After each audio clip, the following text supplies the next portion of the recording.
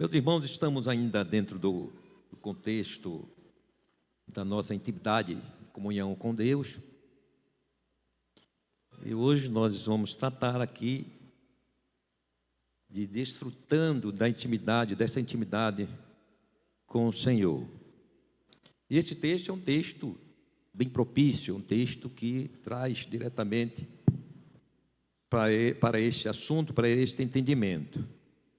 E nós sabemos muito bem que o homem, ele foi criado para ter plena comunhão com Deus. Deus criou Adão e Eva como os primeiros seres humanos, no intento de estar ali em plena comunhão com Ele. E isto acontecia, e a Bíblia fala que na beiração do dia, lá estava o Senhor, tendo acesso, tendo contato, conversando com os nossos pais, aquele momento saudável de comunhão. Imagine que alegria, que contentamento espiritual não era para os nossos primeiros pais, estar ali contemplando o Senhor, não é? Face a face. O homem não tinha pecado, então esse acesso era aberto plenamente. E foi para esse projeto que Deus criou, portanto, o homem. Mas nós sabemos muito bem pela Bíblia que houve uma interferência do inimigo, de Satanás, nesse projeto divino.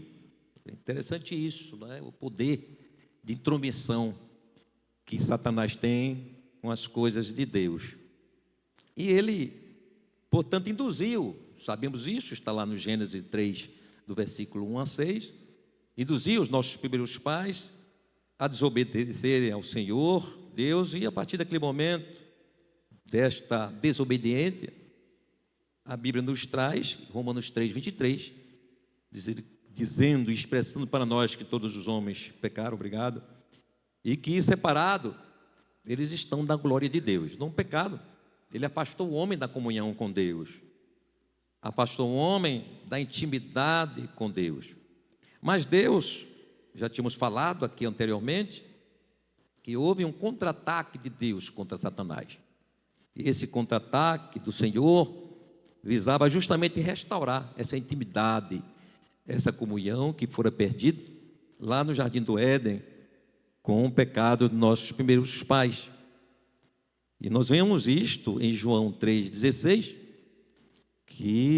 17, que é o texto áureo, né, do crente, porque Deus amou o mundo de tal maneira que deu seu Filho unigênito, para que todo aquele que nele crê não pereça, mas tenha vida eterna. O verso 17 diz: porque Deus enviou o seu Filho ao mundo, não para que condenasse o mundo, mas para que o mundo fosse salvo por ele. Então esta salvação, que é a restauração do homem, ela devolve esta intimidade, esta comunhão para o homem, claro, para o homem arrependido, o homem que se converte a Jesus.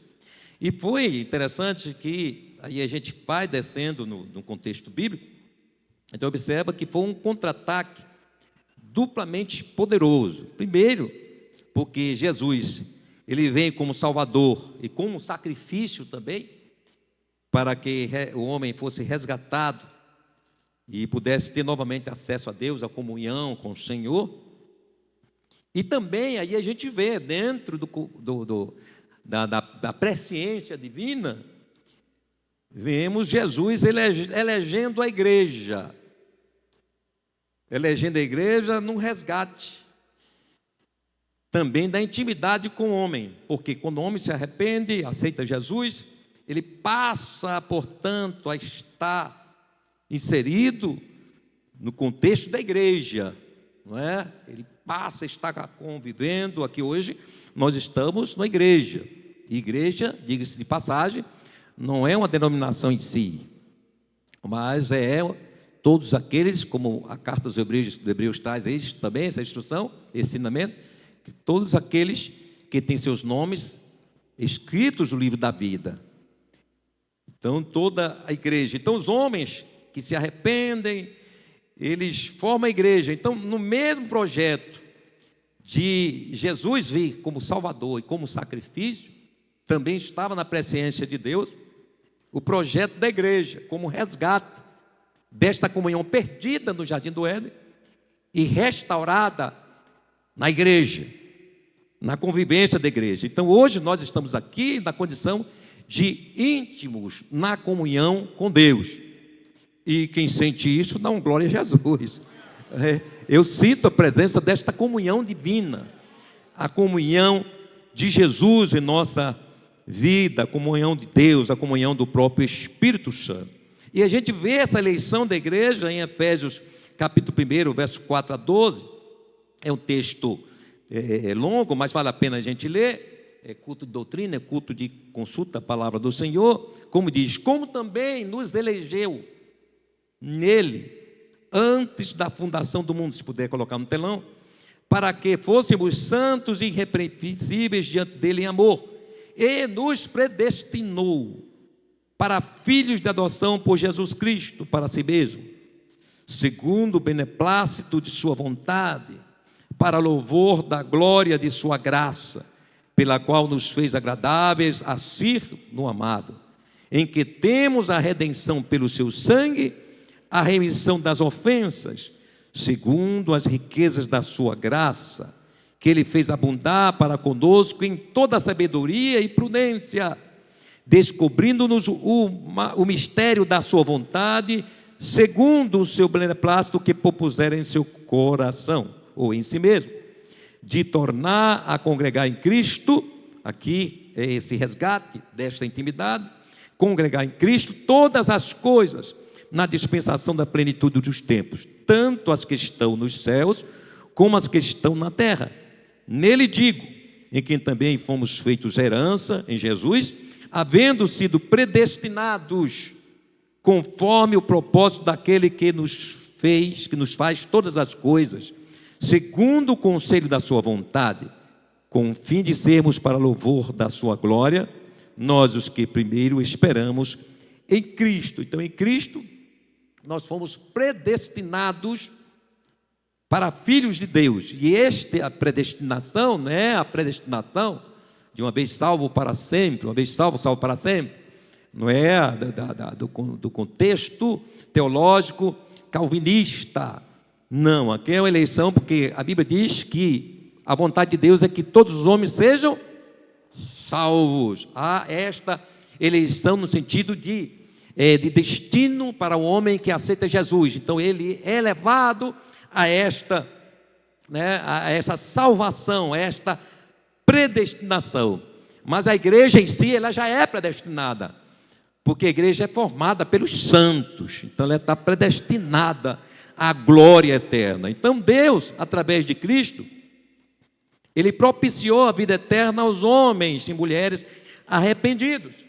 E repito, esses homens e mulheres arrependidos somos nós, que formamos a igreja. Então a igreja de Cristo, ela agora reconciliada em Cristo, ela agora passa a ser íntima de Deus e mais ainda, além de reconciliados com Deus, passa a ser instrumento de reconciliação dos homens para com Deus no mundo, na terra. Então a igreja, ela tem esta autoridade como reconciliada, de ter o ministério da reconciliação. Portanto, ela tem essa autoridade, só ela tem na terra, esta autoridade de unir novamente o homem a Deus, por meio do Evangelho de Cristo, que promove a salvação. Glórias ao nome do Senhor Jesus. Está em Efésios 2, do versículo 1 ao 9, que é longo, não precisa a gente ler, mas já sabemos esse texto. Então a igreja, como íntima de Deus, a igreja de Cristo, ela é a única instituição da terra com autoridade divina para reconciliar o mundo com Deus. Em 2 Coríntios 5, versículos 18 a 20, bota o dedo aí para acelerar, aí na tela, diz assim: tudo isto provém de Deus, que nos reconciliou consigo mesmo por Jesus Cristo, e nos deu o ministério da reconciliação. Então a igreja, só a igreja. E diz mais, no versículo mais à frente, diz assim: de sorte que somos embaixadores da parte de Cristo, como se Deus por nós rogasse. Rogamos-vos, pois, da parte de Cristo, que vos reconcilieis com Deus. Então a igreja, além de reconciliada, ela tem esta autoridade divina na terra para reconciliar os homens a Deus, por meio do Evangelho de Cristo. Glórias ao nome do Senhor. E é interessante esse poder, essa autoridade que Deus dá à igreja, que delegou à igreja. A gente pode observar que ninguém poderá resistir o poder da igreja na terra. É por isso que em Mateus 16, 18, 19, depois daquela declaração, daquela confissão poderosa de Pedro sobre a divindade de Cristo, quem era Cristo, e o Senhor, depois, diante daquela declaração que Pedro faz, quando ele diz, também te digo, está em Mateus 16, 18, 19, e também te digo que tu és Pedro, e sobre esta pedra edificarei a minha igreja. Aqui está um detalhe, Pedro aqui significa pedra pequena, não é Pedro que seria aquele onde a igreja estaria edificada, porque Deus não estaria, a igreja de Cristo não estaria edificada em quem é falho, em quem é perecível. Ali estava falando da declaração que Pedro faz, quando ele diz, tu és o Cristo, o Filho de Deus, o Filho de Deus vivo. E dentro desta declaração é que o Senhor diz que as portas edificaria a sua igreja, que era nele mesmo, que essa declaração de Pedro era em relação a Jesus Cristo, ao próprio Jesus. Ele diz, portanto, que sobre esta pedra, sobre a declaração que Pedro traz, declarando Jesus como Filho de Deus, Jesus seria e é, portanto, a base de salvação. Glória a Deus para a humanidade. Não é um pastor, não é um padre, não é um papa, não é um bispo, não. A salvação está fundamentada em Jesus. É Jesus quem salva, é Jesus que restaura, é Jesus que liberta, é Jesus a pedra em que a igreja está firmada. Glórias ao nome do Senhor. Se a igreja estivesse firmada em homens, já havia muito tempo perecida, mas graças a Deus, como diz lá o profeta Isaías, que Jesus é a rocha eterna, e esta rocha eterna, a igreja está firmada, e vai permanecer para sempre. Glória a Deus. Aí ele diz, e eu te darei as chaves do reino dos céus, e tudo que ligares na terra será ligado nos céus. Agora, aqui ele está trazendo para a igreja, porque Jesus está falando que ele iria fundar a sua igreja, estabelecer sua igreja na terra. E essa igreja de Jesus, ela seria dirigida por Jesus. Ela seria a voz de Jesus na terra. Ela seria a execução de Jesus na terra. E como igreja de Jesus, ela tem o poder de o que ligar aqui será ligado no céu, e o que desligar aqui será desligado no céu. É por isso que quando a igreja aqui, senhores estão aqui, e aqui tem gente que conhece o evangelho, não é?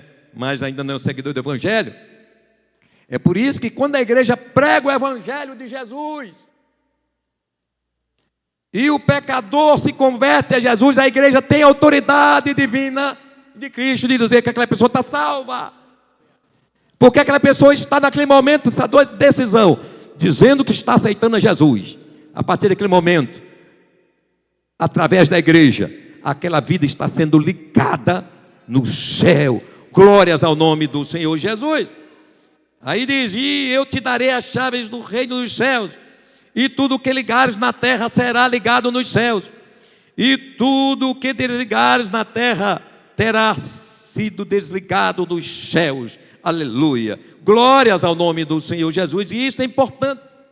E aqui está a revolta de Satanás contra a igreja, que não há uma instituição mais perseguida do que a igreja, e sempre será. E a gente tem que se alegrar, que Jesus fala isso, alegrai-vos por serem perseguidos, por lançarem vocês nas prisões, por levarem vocês aos tribunais, Então a igreja não tem medo de lei, a igreja não tem medo, não é, de autoridades que se levantam contra a igreja do Senhor Jesus, porque a igreja está fundada em Jesus, e Jesus é a força maior da igreja. Aleluia! Então a igreja não teme leis que venham contra ela. Glórias ao nome do Senhor Jesus, porque ela tem a autoridade de Jesus nela. Aleluia! É por isso que na Bíblia diz, quando Jesus disse que as portas do inferno não prevalecerão, ou seja, elas não resistirão. E é por isso que cada dia se converte um. Quando se converte a pessoa, está arrebatando do inferno.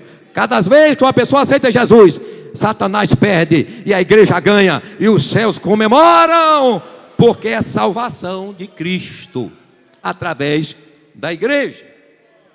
Então, dentro do entendimento que nós trazemos dessa intimidade e autoridade que temos da parte de Deus, a igreja como íntima de Deus, ela é aquela que é a manifestação de Cristo na terra.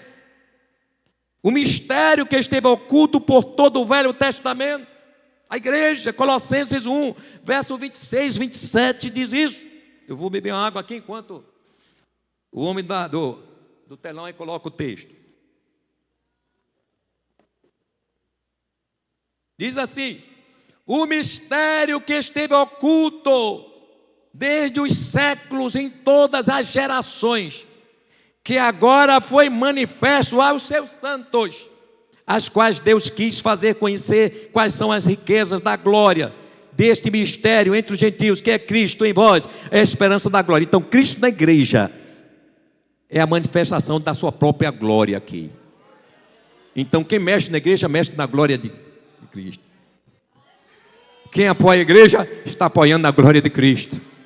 Então a igreja de Cristo, ela é a manifestação da glória. E isso incomoda, irmão, o inferno, porque a igreja, como manifestação da glória de Cristo na terra, ela preza pela justiça, ela preza pela equidade, ela preza pela paz, ela preza pela alegria, ela preza pela moral, pela ética, pela não corrupção. A igreja preza pelo não aborto, a igreja preza pelo não uso das drogas. A igreja é Cristo na terra. Aleluia, é a igreja. Então como é que Satanás vai estar satisfeito com a igreja? É por isso que nós não podemos perder essa comunhão, essa intimidade com Cristo. É por isso que a igreja tem que estar sempre alerta, cada crente, porque ele compõe a igreja, ele forma a igreja. Ele precisa estar bem com Deus, ele precisa estar em santidade e graça, porque o crente em santidade e graça é Cristo sendo representado na igreja. E aqui está santos, restaurados, transformados, outrora no mundo, prostitutos, adúlteros, adúlteras, homossexuais e tudo mais. Mas Jesus entrou na vida, transformou, libertou. E estamos aqui glorificando a Jesus. É a igreja na terra, é a igreja na terra, é o reino de Deus na terra, sendo representado através da igreja de Cristo. Aleluia! Portanto, a igreja de Cristo, ela como esta íntima de Deus, como aquela que está na terra para manifestar a glória do Senhor, precisa assumir realmente esta ousadia que é no texto que a gente leu. Ter essa ousadia de entrar diante do Senhor, isso é intimidade com Deus. E a gente vê algo interessante aqui, tomando como referência o povo de Deus Israel. O povo de Deus Israel no Velho Testamento era justamente aqueles formavam o povo, os santos de Israel. Eles eram aqueles que tinham intimidade com Deus na época, no Velho Testamento.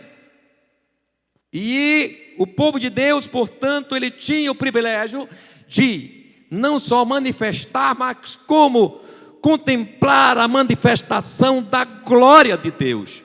E a Bíblia registra, vou citar os textos, mas não vamos lê-los, Mas a Bíblia diz o seguinte, tomando aqui a glória de Deus, não é? Promovida por essa intimidade, essa comunhão que se tinha no Velho Testamento. Em Êxodo 17, Êxodo 1, do verso 7 a 9, nós vemos ali os judeus, lá ainda no Egito, ainda sendo formado o povo de Israel. A gente vê nesse texto que os judeus, o quanto prosperou, o quanto Deus abençoou, não obstante estar ali no estado de escravidão. Eles estavam debaixo do jugo, porque José do Egito havia morrido. E agora, vamos dizer assim, aquele conceito e privilégio que se tinha por conta de José do Egito, ele havia morrido, e agora os judeus que haviam crescendo tanto em população, a gente vê aquela história, né, da decisão de se matar os primogênitos, mas não era só o crescimento populacional, mas era também a prosperidade. Era um povo que prosperou, e essa prosperidade no Egito causou, não é, ciúme dos próprios egípcios, e vieram logo aqueles pensamentos, não, olha, eles estão crescendo demais, estão colocando a gente em risco. Esses homens vão tomar os nossos empregos, esses homens daqui a pouco estão tomando as nossas empresas lá da época. E então houve, não é, mesmo debaixo de todo o jugo e perseguição, o povo de Deus prosperou. Nós vemos a glória de Deus fomentada por essa intimidade do povo de Deus. Em Êxodo 7, do capítulo 7, capítulo 12 também, nós vemos lá os livramentos do Senhor para com o povo de Israel, diante das pragas que foram lançadas como juízo do Senhor.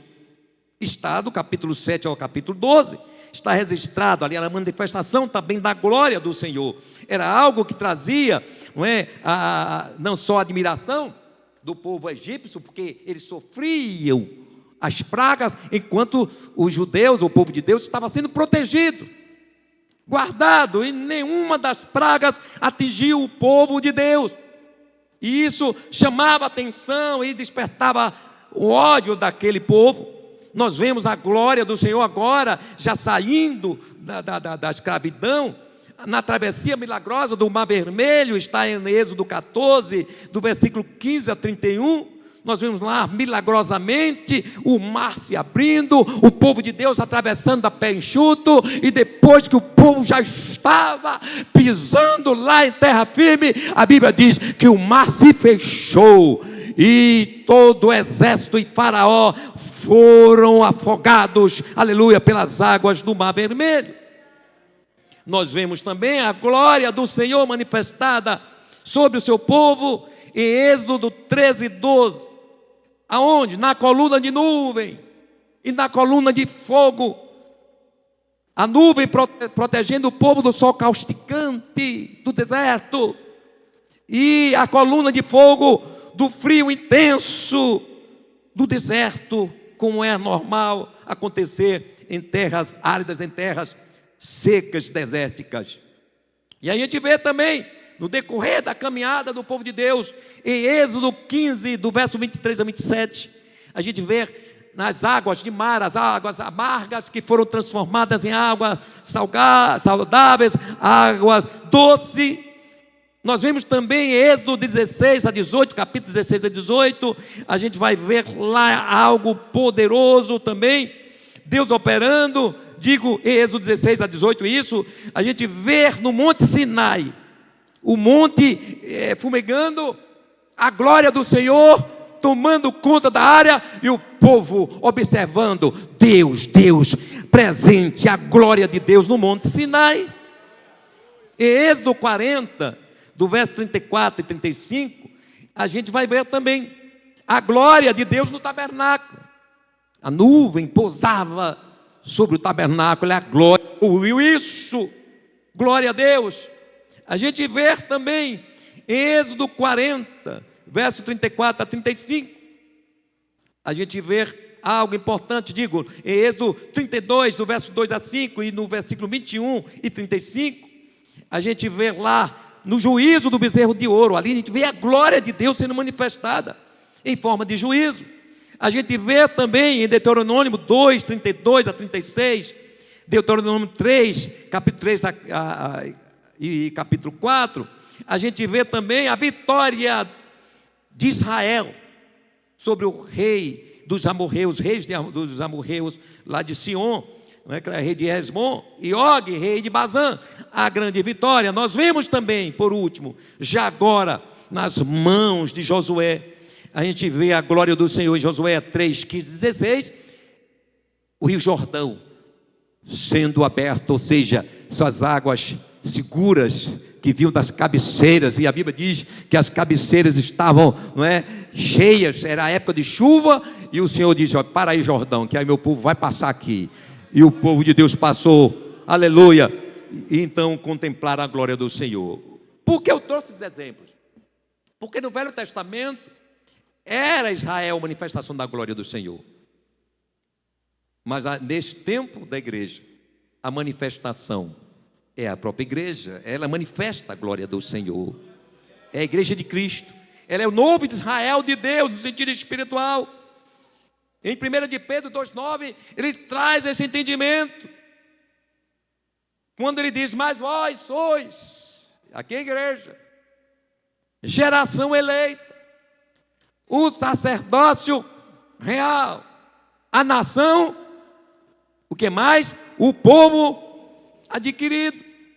Aí vamos para o versículo seguinte, o versículo 10: vós que em outro tempo não erais povo, mas agora sois povo de Deus, que não tinhas alcançado misericórdia, mas agora alcançastes misericórdia.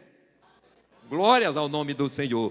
Então a igreja do Senhor Jesus, ela é hoje aquela que manifesta a glória de Deus na terra. É a igreja, é ela que faz isso. E a gente vê em Romanos, no capítulo 8, verso 15 a 17, algo interessante. Mas dentro do contexto ainda de 1 Pedro, para a gente entender que nós hoje somos um novo Israel de Deus, não é só para uma figura, um entendimento, é como que, tratando assim, que essa geração, a nossa geração, a igreja, ela tem a linhagem de sacerdócio real, no sentido espiritual, o DNA espiritual, nos faz especiais em relação à humanidade. Então a igreja tem esse DNA espiritual, de povo de Deus, através de Cristo Jesus. Então, em relação à humanidade que vive no pecado sem Deus, a igreja, ela é hoje, constitui, portanto, o povo de Deus. Glórias ao nome do Senhor Jesus. A igreja do Senhor, portanto, é ela que testifica na terra. Fica o Espírito Santo do Senhor, testifica o próprio Deus. É a igreja que faz isto. Glória a Deus. Então a igreja de Cristo, ela é íntima no relacionamento com Deus. Estamos falando disso aqui, dessa intimidade com Deus, porque falamos na ministração passada, de que, tomando como exemplo, não é, o texto lá de Tiago 5,3, falando que Elias era um homem semelhante a nós, tinha as mesmas paixões, mas orou e não choveu, depois orou outra vez e choveu, tomando como exemplo e trazendo que, da necessidade de que nós tomemos como exemplo Elias, como um homem que era sujeito às mesmas paixões que nós, mas era um homem que as paixões dele, ele não era deixado tomado pelas paixões da carne humana, não. Ele é um homem semelhante a nós, mas as paixões da carne eram dominadas. Ele tinha outras paixões, que eram paixões boas, as coisas de Deus. Era um homem de oração, era um homem de jejum, um homem de consagração. E eu trago esse entendimento para que a gente possa compreender da necessidade que nós temos desse tempo, do resgate, do operar de Deus na igreja, a manifestação da glória na igreja e por meio da igreja. E esta manifestação da glória de Deus na igreja, ela só acontece se esta intimidade for preservada. E aí, a gente fez aquelas perguntas da ministração passada. Então, está havendo alguma coisa para a gente raciocinar. E por que então não está acontecendo essas demonstrações mais frequentes? mas abundantes do poder de Deus na igreja e através da igreja. Aí falamos a falta de intimidade. Então, a intimidade com Deus, a comunhão com Deus, ela é geradora, portanto, de milagres, dos acontecimentos sobrenaturais na igreja. É importante a gente avaliar isso. Então, quando nós estamos trazendo esse assunto aqui, para a gente viver essa intimidade com Deus, é que a gente precisa usufruir dessa intimidade para que se cumpra, ou seja, a gente utilize dessa liberdade do texto que nós lemos de Hebreus 10, 19 e 22, tendo, pois, ó irmãos, ousadia para entrar no santuário pelo sangue de Jesus, ou seja, o sacrifício de Jesus, ele deu esse direito à igreja. Então, se a igreja tem esse direito, esta autoridade dada por Jesus, de ter acesso a Deus, então aquilo que a gente pede a Deus é para acontecer. Segundo a soberana vontade de Deus, sim. Mas é para Jesus fazer cego enxergar. É para Jesus fazer paralítico andar. É para Jesus fazer com que cancerosos sejam curados. E são curados, é para ser curado mais. Glória a Deus, isso é manifestação do poder de Deus, que precisa urgentemente ser feito, apresentada pela igreja nesse tempo difícil. Estamos vivendo um tempo difícil. Ele precisa ser crente para saber que esse tempo é difícil. Tempo de iniquidade, tempo de permissividade moral, tempo em que os valores estão sendo destruídos, os princípios não funcionam. O certo agora é errado, o errado é certo, segundo a visão que está aí na sociedade sem Deus. E esse resgate no sentido de um restabelecimento, que o mundo possa fazer uma nova leitura, entender que o caminho que o mundo está tomando está totalmente averso, contrário àquilo que Deus estabeleceu para que sejamos abençoados. E eu digo mais, se a nossa nação fosse uma nação temente a Deus, o Brasil estaria melhor, sim ou não? Isso é Deus. Estou aproveitando, prefeito, porque o senhor é a autoridade da cidade, e o senhor vai sair daqui hoje cheio da graça de Deus. Glória ao nome do Senhor. Então a gente precisa entender o seguinte, de que a gente precisa usufruir dessa autoridade. Essa autoridade é a que nos capacita, que nos dá unção, porque quem chega perto de Jesus é incendiado. Não tem como não. Você se aproximar de Deus, alguma coisa vai acontecer. Se tiver em pecado, aí o negócio pega. Mas quando você vai procurar chegar perto de Deus em santidade, tu vai ficar mais santo, vai ficar mais puro, aleluia, e vai ficar com a vida cheia daquilo que Ele tem, porque Ele é o Todo-Poderoso. Glórias ao nome do Senhor Jesus, aleluia. Então é preciso a gente entender isso, precisamos usufruir desta intimidade. É preciso que, para que essa identidade seja real e funcional, é necessário que haja identificação espiritual e moral com Deus. Essa é a questão. A gente quer que Jesus opere. E Ele está pronto para operar. Mas essa operação, irmãos, ela vem para aqueles que têm autoridade. E quem tem autoridade é quem é íntimo com Deus. E quem é íntimo com Deus? Quem anda em santidade, quem anda em verdade, quem anda em pureza.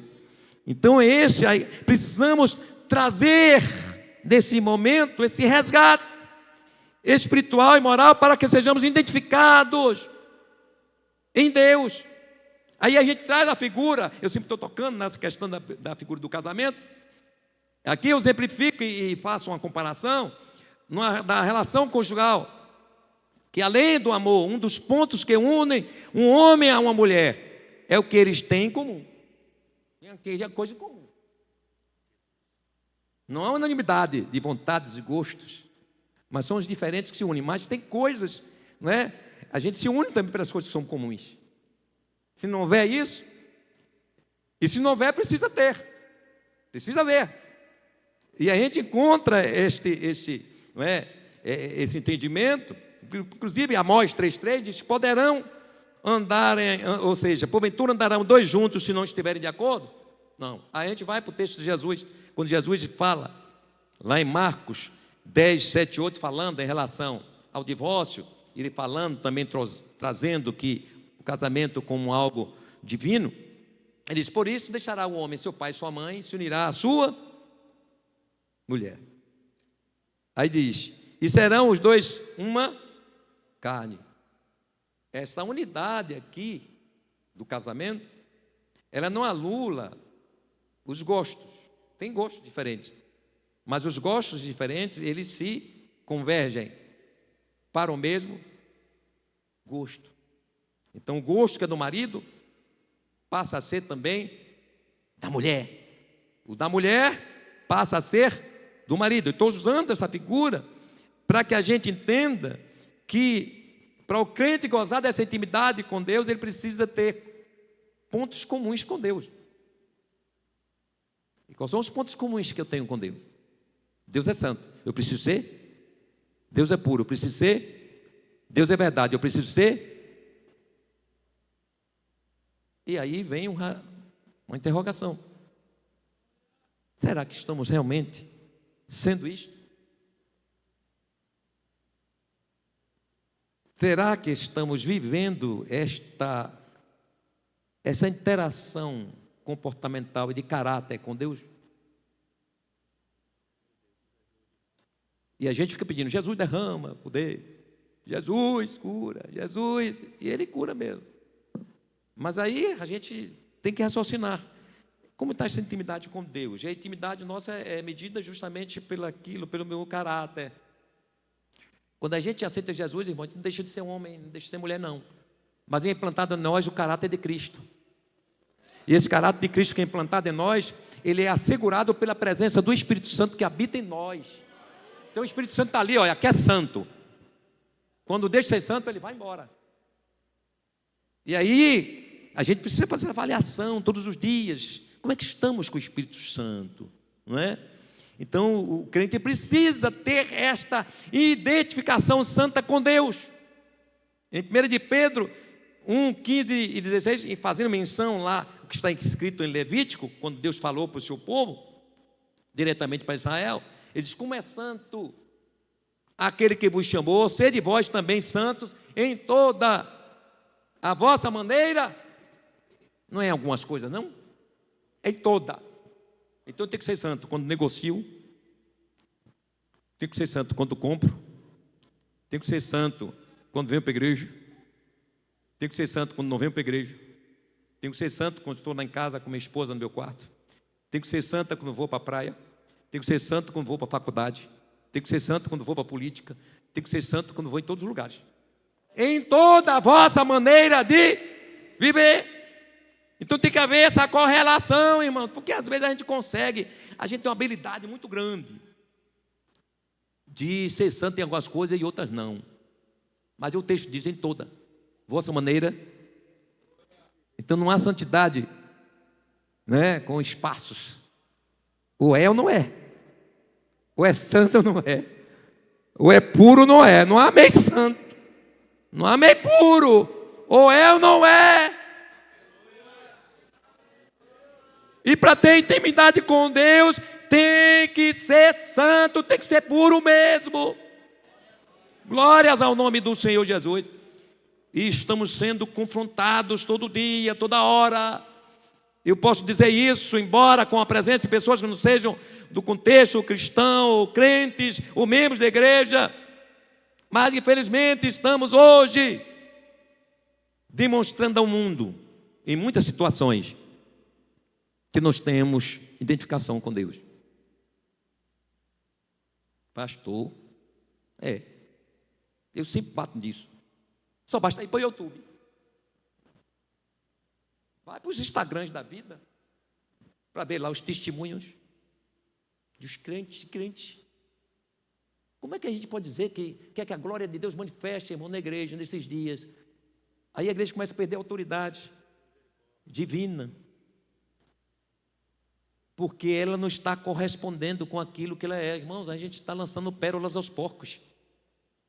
Todas as vezes que eu falo da igreja na internet, eu estou lançando pedra ou pérolas aos porcos. A gente precisa entender isso. Então a gente vê coisas, crente falando um do outro, crente falando de pastor, pastor falando de crente, e aquele negócio. Fora os outros escândalos. Então a igreja do Senhor Jesus, ela não pode perder a sua identificação com Deus. Porque quando ela perde a identificação com Deus, ela passa a ser qualquer coisa, qualquer instituição. Ela pode ser uma associação, uma fundação, pode ser um partido político, pode ser qualquer coisa. Mas ela não é igreja, porque a igreja do Senhor, ela é santa. A igreja é pura, ela tem identificação com Cristo. Glória a Deus. A igreja não pode perder a sua essência de sal e nem de luz. Nós somos a esperança para este mundo. Nós somos a esperança para essa nação, é a igreja. Se a igreja estivesse orando, se a igreja fosse outra igreja, mais preocupada com a sua vida, com o seu exemplo, estaríamos vivendo melhor. A Bíblia manda orar pelas autoridades para que tenhamos dias melhores, e é para orar mesmo. Mas precisa também o povo reconciliar com Deus. Salvação, libertação, restauração. Glórias ao nome do Senhor Jesus. Aleluia.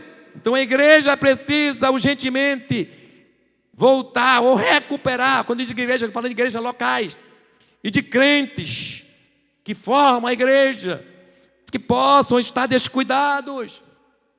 É tempo de reaver esta identidade santa, para que essa intimidade com Deus seja restaurada. E a igreja, onde colocar os seus pés, vai acontecer salvação, libertação, restauração, curas, milagres e prodígios. Glórias ao nome do Senhor Jesus. É necessário que se tenha uma vida de constante ou constantemente transbordante do poder do Espírito Santo. Para a restauração dessa intimidade, a igreja precisa viver a identidade santa, mas ela também precisa viver, claro, transbordar no poder do Espírito Santo. Uma igreja sem o mover do Espírito Santo, sem a manifestação do poder do Senhor, ela é apenas um segmento religioso. Mas quando o operar de Deus acontece na igreja, ela deixa de ser simplesmente um ajuntamento, não. Ela é Deus na terra, é Jesus operando. Ao nome do Senhor Jesus. Esses microfones nossos é uma bênção. Aleluia. Então, irmãos, precisamos entender isso. Então a igreja precisa transbordar no poder do Espírito Santo. Aqui agora, uma altura dessa aqui, é para estar crente falando línguas estranhas. E aqui a gente fala língua estranha, viu, prefeito? Língua estranha é língua que o Senhor, o Espírito Santo, ele na hora dá para o crente falar, ninguém sabe o que é, mas Jesus sabe. E se tiver intérprete, é até profecia. Então na igreja aqui tem, Deus pode usar alguém e revelar coisas ocultas na vida da gente. Onde tem a abundância do poder do Espírito Santo, os dons espirituais, ele move na igreja. Pode estar, a igreja está cheia aí de gente que não seja crente, mas o crente que é crente cheio da graça, fala línguas estranhas, glorifique Jesus, dá aleluia, glória a Deus, e o nome do Senhor é glorificado. Aleluia. Então a igreja que tem intimidade com Deus, ela é cheia do Espírito Santo. E onde está esse enchimento do Espírito Santo? Porque o Espírito Santo, o ser cheio do Espírito Santo, ele não só move o crente no sentido corporal. Alguém pode pular, alguém pode dançar no Espírito, alguém pode bater palma, alguém pode dar uma sapateada. Se o Espírito Santo mandar, sapateia mesmo. Mas não é só isso. Uma igreja cheia do Espírito Santo é uma igreja em que evidencia o poder de Deus no sentido de fatos, de acontecimentos. E um dos grandes acontecimentos que para acontecer numa igreja tem intimidade com Deus. Não choque, não se choque, é salvação. Onde tem a ação do poder do Espírito Santo, que tem intimidade com o Espírito Santo, não tem como almas não aceitarem Jesus. Aí a gente começa agora, Jesus, então a gente está, eu estou ruim. Quem prega. Quem é que quer aceitar Jesus? Mas uma igreja que tem intimidade com Deus, cheia do Espírito Santo. Pode ser a pregação mais simples, irmãos. Pode ter pouco conhecimento teológico. Mas uma palavra de um crente cheio do Espírito Santo é direcionada, é como uma seta, vai no coração do pecador, vai na alma dele. Pode falar para o mod, por onde ir lá vai, não sabe, não tem um português, mas a unção do Espírito Santo está na vida dele. Hoje nós estamos cheios de teologia, falando difícil, palavra grego, não sei o que, lá vai, e nada acontece. O que precisa é poder, é unção. É a diferença para a igreja desse tempo. É preciso voltar a evidenciar o poder do Espírito Santo sobre a igreja. Está no exemplo levítico do fogo do altar, que não podia se apagar. E o texto de Levítico 6, 9 a 14, usando como figura, quando o Senhor ordena, dá ordem a Arão e a seus filhos, que eram os sacerdotes, o responsável pelo culto do povo judeu, do culto do tabernáculo, dizendo: esta é a lei do holocausto, a lei do culto. O holocausto será queimado sobre o altar toda noite até pela manhã, e o fogo do altar arderá nele. Tem que arder o fogo no altar. E o altar aqui não é o púlpito em si, mas o altar é cada crente. Mas também o altar aqui, agora eu falo literalmente, é para o fogo estar aceso de manhã, de tarde e de noite.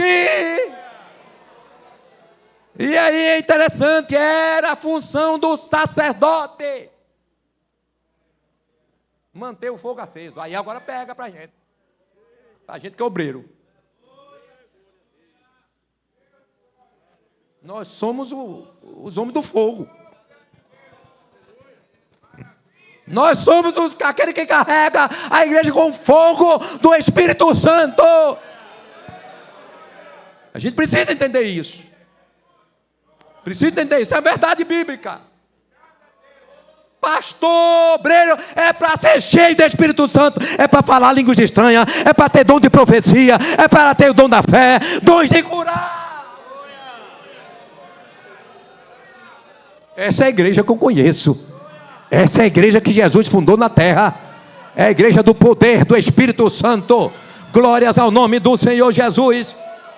Aí diz mais, viu? Aleluia. E o sacerdote vestirá a sua veste de linho. Tem que vestir a veste, hein? Vestirá as calças de linho sobre a sua carne e levará a cinza. Quando o fogo houver consumido o holocausto, ele vai chegar agora onde tiver cinza, vai jogando, tira a cinza.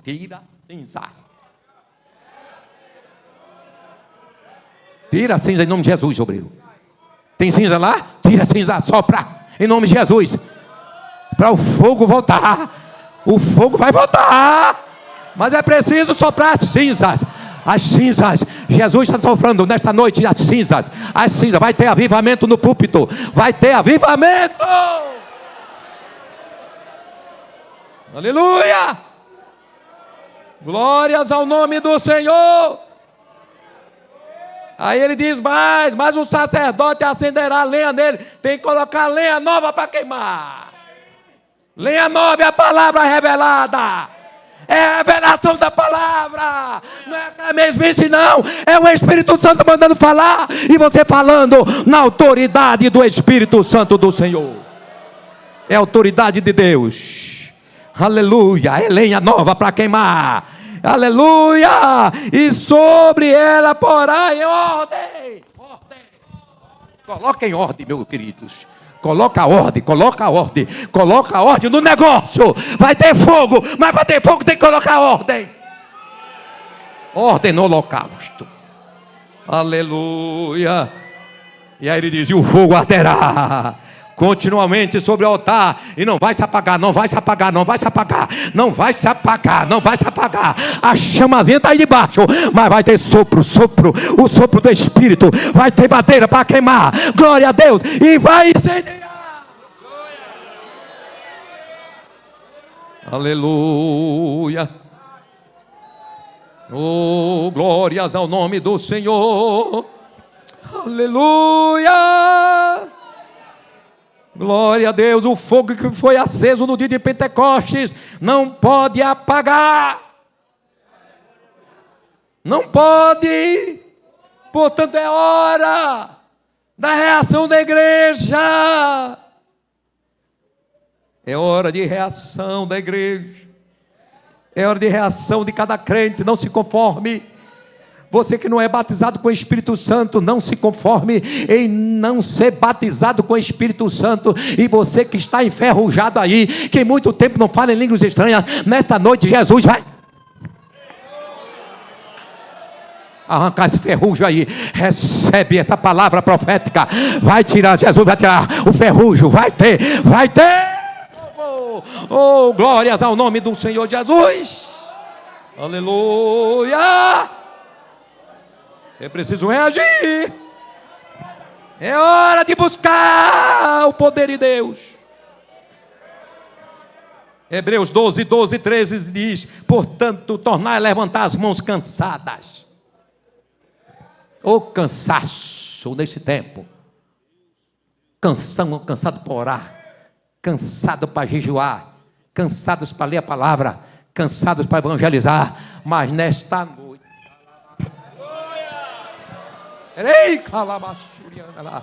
Jesus está dando força aqui.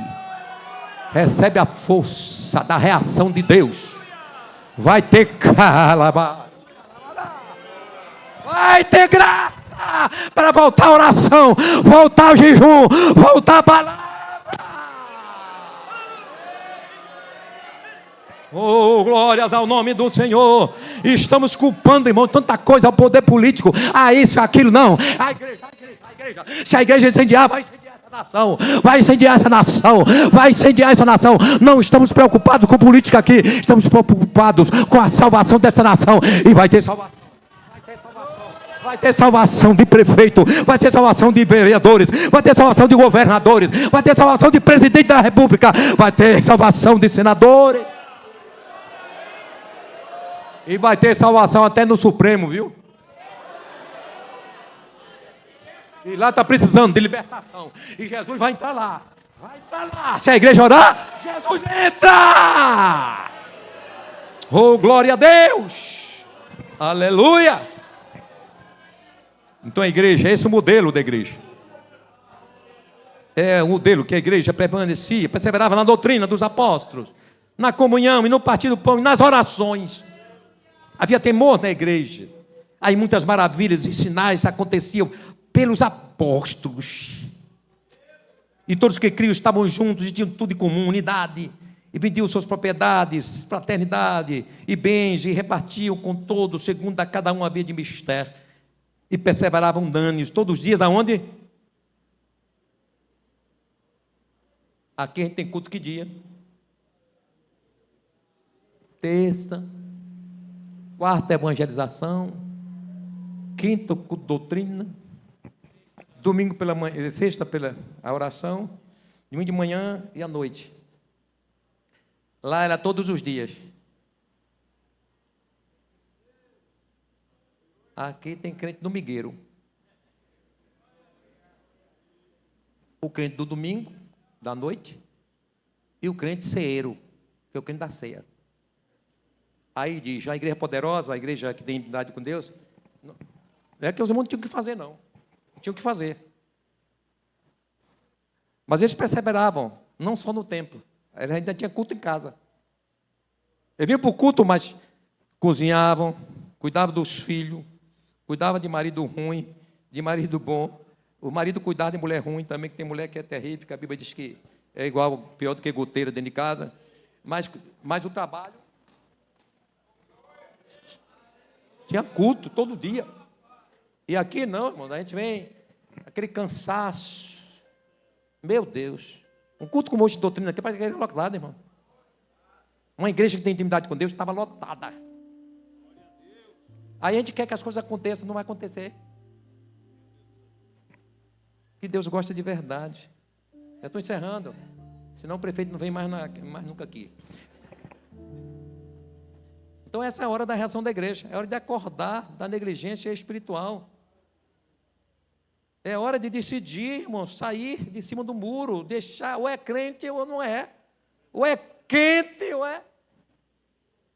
O de morto não cabe mais. Apocalipse 3, 15, 18, a gente sabe o quão grave é, que a Bíblia diz que por não ser nem frio nem quente, vomitar-te-ei da minha boca, indecisão. Ou é ou não é. Então é hora de acordar na negligência, Romanos 13, verso 11 a 14, isto desconhecendo o tempo, que já é hora de acordarmos ou despertarmos do sono, porque a nossa salvação está agora mais perto de nós que quando aceitamos a fé. A noite é avançada e o dia está próximo, o dia da vinda de Jesus. Rejeitemos, pois, as obras das trevas e vistamos das armas da luz. Andemos honestamente como de dia, andar honesto.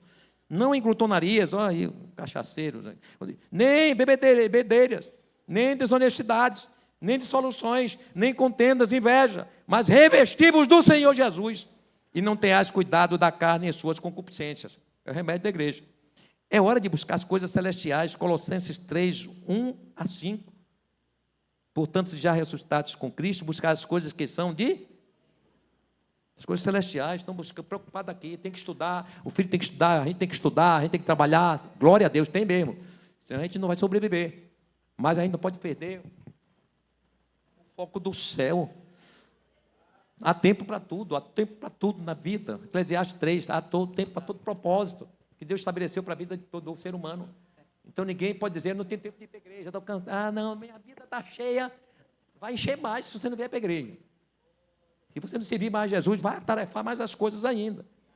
E aí finalizo dizendo o seguinte, é hora de evidenciarmos o sobrenatural de Deus na igreja. É hora, irmãos.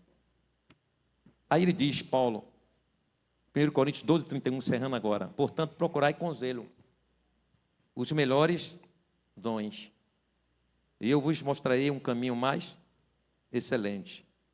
Aí em 1 Coríntios 12, versículos 7 a 10, ele diz, mas a manifestação, falando dos dons espirituais, mas a manifestação do Espírito é dada a cada um para o que for útil, porque a um pelo Espírito é dada a palavra da sabedoria, e a outro pelo meio Espírito a palavra do conhecimento, e a outro pelo meio Espírito a fé, e a outro pelo meio Espírito os dons de curar, e a outro a operação de maravilhas, e a outra profecia, e a outro o dom de discernir os espíritos, e a outro a variedade de línguas, e a outro a interpretação de línguas. E encerra aqui dizendo, irmãos, corramos.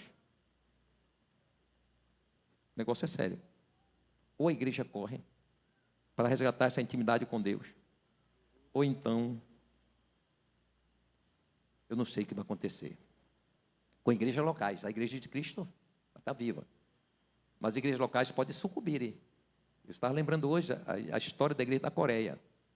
A igreja da Coreia do Norte, a Coreia já foi cristã. E antes do pai do cidadão que está lá hoje, lá atrás, a igreja fez um acordo com o cidadão lá, o imperador, ele dizendo que se a igreja estivesse junta lá, que tudo ia dar certo, e que o Estado e tal. O que aconteceu? A Coreia hoje é o quê? Mata crente. Trucida crente. É o único país, prefeito, que crente, se souber que tem crente, vai matar, vai matar. Em um lugar que já funcionou a igreja. Vamos para a Europa, dos grandes avivamentos. Como é que está a Europa hoje? Igrejas se tornaram em teatros, cinema, faculdades. As maiores igrejas tradicionais. Isso por quê? Porque perderam intimidade com Deus. E minha mãe, eu sempre digo isso, minha mãe contou algo interessante. Eu vou dizer aqui, estamos todo mundo em casa. Minha mãe uma vez disse assim, eu tenho para mim que Deus escolheu outra igreja no lugar da Assembleia de Deus. Minha irmã tomou um choque com aquilo. Minha mãe falou na época. Depois entendi, lá na frente, por que ela disse aquilo. Pelo que vinha acontecendo. A gente precisa, irmãos, restaurar isso. Deus tem um propósito para cada igreja. Deus tem um propósito com Batista, com Congregacional, com Quadrangular. Deus é amor. Como tem um propósito com a Assembleia de Deus. E a gente não pode deixar essa chama apagada da Assembleia de Deus. A Assembleia de Deus ainda dá uma tocha. A Assembleia de Deus onde vai incendeia. A Assembleia de Deus está em todos os cantos deste mundo. Onde vai, como se diz, ou você encontra a placa da Coca-Cola, ou vai encontrar uma placa da Assembleia de Deus. Jesus pode voltar a incendiar ou não a Assembleia de Deus? Vamos começar por Alagoinhas? Amém? Então busque. Eu não vou orar por você. Eu não vou jejuar por você. Não vou buscar os dons espirituais por você, não. Eu vou orar por mim. Procure cada um. Aí Deus vai incendiando uma brasa. Aí uma brasa. Aí as brasas. Aí uma brasa junto com a outra, daqui a pouco é um incêndio. Então torne brasa. Quem quer ser brasa aqui? Seja incendiada pelo poder do Espírito Santo. Amém?